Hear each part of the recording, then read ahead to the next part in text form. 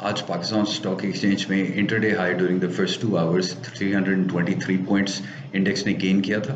उसके बाद न्यूज़ आई थी टीवी पे कि बेसिकली जो सर्कुलर डेट मैनेजमेंट प्रोग्राम जो है वो आईएमएफ को जो प्रेजेंट किया था गवर्नमेंट ने, वो दूसरी बार रिजेक्ट कर दिया। एक उन्होंने अर्ली लास्ट वीक भी रिजेक्ट किया था, लेट लास्ट वीक, और एक फिर से उन्होंने रीड्राफ्ट करके प्रेजेंट किया था जिसकी फिर से रिजेक्शन हो गई थी।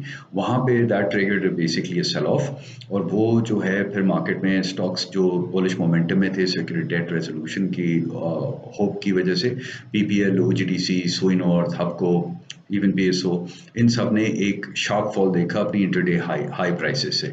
But towards the day end gradual recovery आ गई मार्केट में, लेड बाय ओजीडीसी एंड दूसरे स्टॉक्स में, और the index closed into the positive by 200 points exact. During the day intraday negative हो गई थी बाय 119 पॉइंट्स जब ये न्यूज़ आई। अब सर्कुलर डेट मैनेजमेंट प्रोग्राम हमारे इन्वेस्टर्स के लिए ये जानना ज़रूरी है, वॉचर्स के लिए, कि जो सर्कुलर डेट मैनेजमेंट प्रोग्राम है this is not something new जो रिजेक्ट कर दिया। और ये मैनेजमेंट प्रोग्राम जो थी ये आईएमएफ की टर्म्स में अग्री हुआ था। जब पीटीआई की गवर्नमेंट आई थी इनिशियली 4 साल पहले, तब भी ये उस डॉक्यूमेंट में, और उससे पहले नवाज शरीफ की जब पीएमएलएन की जब गवर्नमेंट थी उसमें भी ये पॉइंट एग्रीड था। और उसमें सिंपल ये था कि आईएमएफ ने कहा था कि गवर्नमेंट एक वायबल प्लान लेके आए जो जिसकी वजह से इम्प्लीमेंट होने की वजह से ये जो सर्कुलर डेट जो हर महीने पाइल अप हो जाता है वो ज़ीरो हो जाए।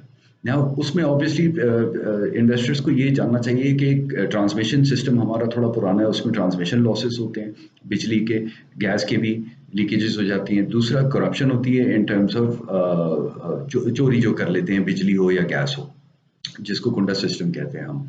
अ, अब ये दो चीज़ें होती हैं मेन जिसकी वजह से लॉसेस आते हैं। तीसरी और चौथी चीज़ जो है वो है सब्सिडीज प्रोवाइडेड, जो एक्सपोर्ट सेक्टर को हमने सब्सिडी प्रोवाइड की हुई है, पिछली गवर्नमेंट ने भी दी थी, उससे पहले भी, और इस गवर्नमेंट ने भी दी हुई है। तो ये बेसिकली टेक्सटाइल सेक्टर को जो सब्सिडाइज्ड गैस दी जाती है, और कुछ आपको ट्यूबवेल्स को दी जाती है, क्या कहते हैं, बिजली सब्सिडाइज्ड, तो इसकी वजह से ये सेक्युलर डेट अक्यूमुलेट हो जाता है।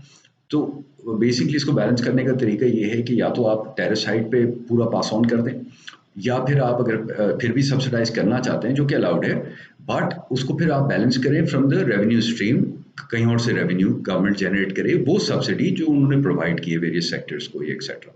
तो वो उसमें फिर नए टैक्सेस दूसरे सेक्टर्स पे लगाने पड़ेंगे ताकि एक तरह से रेवेन्यू आ जाए और एक तरह से ऑफसेट हो जाए। तो ये जो बैलेंसिंग एक्ट है ये काफ़ी स्ट्रिक्ट है इस पर आईएमएफ, क्योंकि पिछले 6 7 8 साल में हमेशा हमने आईएमएफ साइन किया, बट ये प्लान कभी इम्प्लीमेंट नहीं किया। सो now this is the circular debt management program which was rejected, not the circular debt जो आउटस्टैंडिंग है, जिसकी बेसिकली पिछले 3 हफ्ते से बात हो रही थी कि ये पे आउट कर देंगे, जो आउटस्टैंडिंग है। तो आउटस्टैंडिंग भी पे आउट जब करते हैं तो आपकी एक एनुअल बोरोइंग आप कह लें उसके टारगेट्स होते हैं। आईएमएफ एक लिमिटेड बोरोइंग अलाउ करता है गवर्नमेंट ऑफ पाकिस्तान को ड्यूरिंग द ईयर, तो वो एक टारगेट सेट होता है। तो अगर आप यहाँ पे पे आउट कर देते हैं नोट छाप के, या जो एग्जिस्टिंग जो सर्कुलर डेट है जो रफली 1.5 ट्रिलियन वहाँ पे गैस सेक्टर में है, और ऑयल में है तकरीबन 2.5 ट्रिलियन के लगभग, तो वो जो है अगर आप प्रिंट करके पैसे दे देंगे तो वो भी आपके एनुअल बोरोइंग में आ जाता है, और वो जब लिमिट्स ब्रीच होती है तो you have to compensate it from the tax side, revenue side.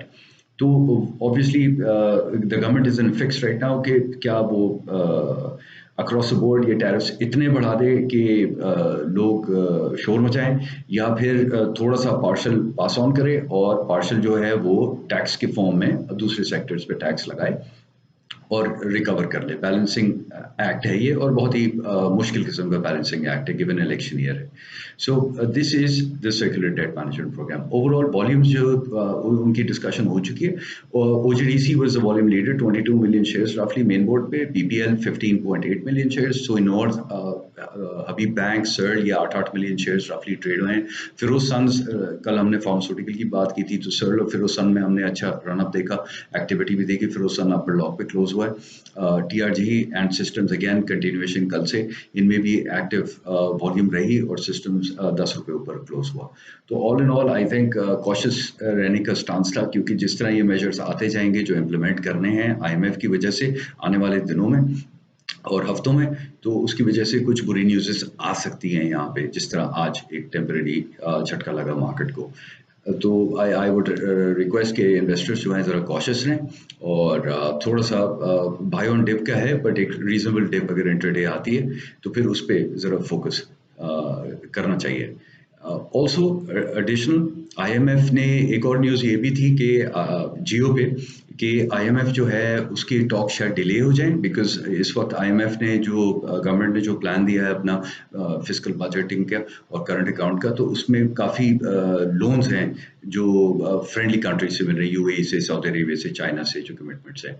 तो उन्होंने कहा है कि पहले इन कंट्री से हमें कमिटमेंट्स लेके दें इन एडवांस, ताकि हम इनको फिर प्लग इन कर सकें, ये जो आपने बजट जो हमें दिया है कि किस तरह मीट करेंगे अगले 1 साल का। जब वो कमिटमेंट्स आ जाएंगी तो फिर हम प्रोसीड करेंगे। तो हो सकता है टॉक्स थोड़ी सी डिले हो, एंडिंग में टॉक्स चलती रहेंगी, बट वो एंडिंग उनकी तब होगी जब ये फ्रेंडली कंट्रीज हमें कंफर्मेशन दे देंगे। Thank you.